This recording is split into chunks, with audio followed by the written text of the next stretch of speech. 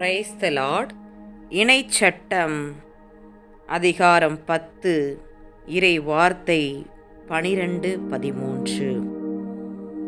இஸ்ரவேலரே, உங்கள் கடவுளாகிய ஆண்டவருக்கு அஞ்சி அவர் தம் அனைத்து வழிகளிலும் நடந்து அவர் மீது அன்பு கூர்ந்து உங்கள் முழு இதயத்தோடும் உங்கள் முழு உள்ளத்தோடும் ஆண்டவருக்கு பணிபுரிந்து உங்களுக்கு எல்லாம் நலமாகும் பொருட்டு நான் இன்று கற்பிக்கின்ற அவர் தம் கட்டளைகளையும் நியமங்களையும் நீங்கள் கடைபிடிக்க வேண்டுமெதே நன்றி.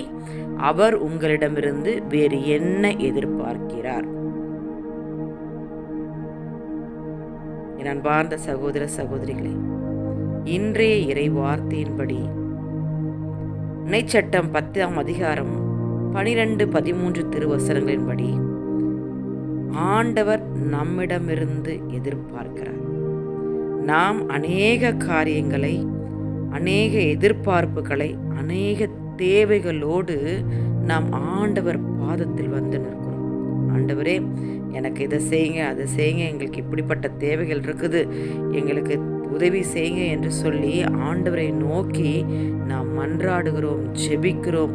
ஒவ்வொரு நாளும் திருப்பலி செல்கிறோம், இறை வார்த்தைகளை கேட்கிறோம். ஏன் நம்முடைய வாழ்க்கைக்கு தேவையான அனைத்து நலன்களையும் நாம் பெற்றுக்கொள்ள வேண்டும் என்று சொல்லி ஆண்டவரை நோக்கி கூக்குரல் இடுகிறோம்.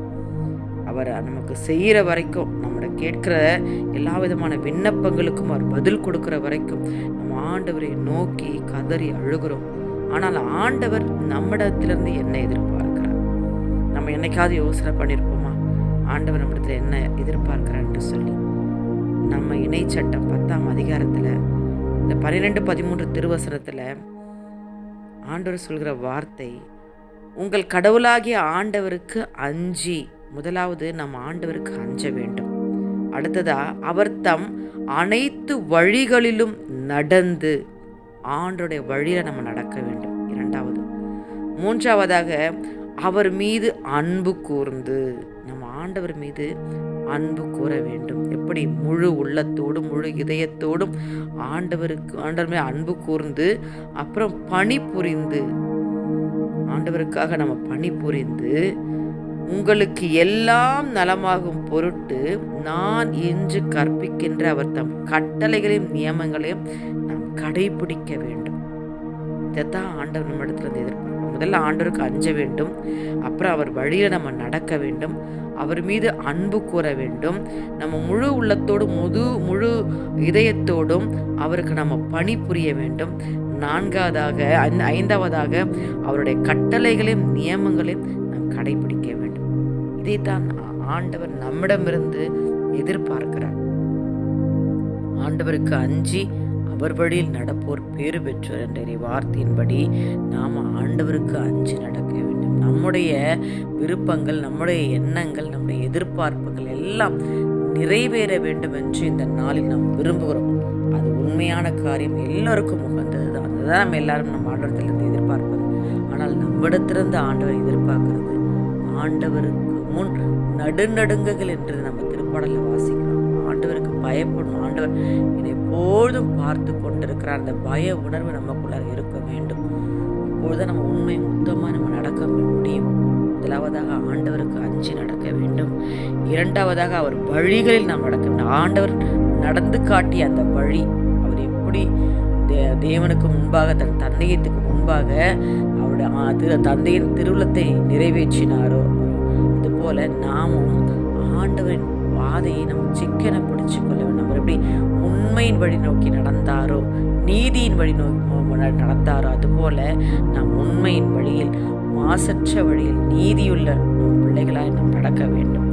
அவர் மேல நம்ம அன்பு கூற வேண்டும். நீ உன் மீது அன்பு கூறுற போல பிறர் மீதும் அன்பு கூறுவாயாக என்ற கட்டளையின்படி நாம அவர் மீது அன்பு கூற வேண்டும்.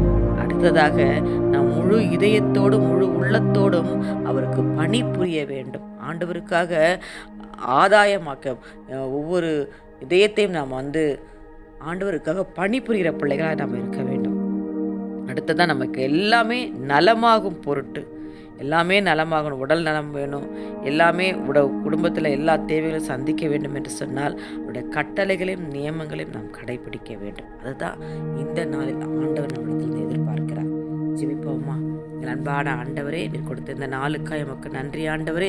அப்பா, இந்த நாளில் அப்பா உமக்கு அஞ்சி அப்பா உம்முடைய வழிகளில் நடந்து உண்மைது அன்பு கூர்ந்து உமக்கு முழு உள்ளத்தோடு நம்ம பணி புரிந்து உடைய கட்டளைகளையும் நியமங்களையும் கடைபிடிக்க வேண்டும் என்பதை நீங்கள் எதிர்பார்க்கிறப்பா. அப்படியாய் நாங்கள் நடக்க வேண்டும் சுவாமி. அப்பா உமது அன்பில் நடக்கிற பிள்ளைகளாக எங்களை மாற்றுங்கப்பா. இந்த நாளில் யார் யாரெல்லாம் என்னென்ன காரியங்களுக்கெல்லாம் வேண்டி விரும்பி கேட்கிறார்களோ எல்லாவற்றையும் ஜெயம் கொடுக்கிற போகிறதா நன்மைக்காய் உமக்கு நன்றி செலுத்துகிறோம்.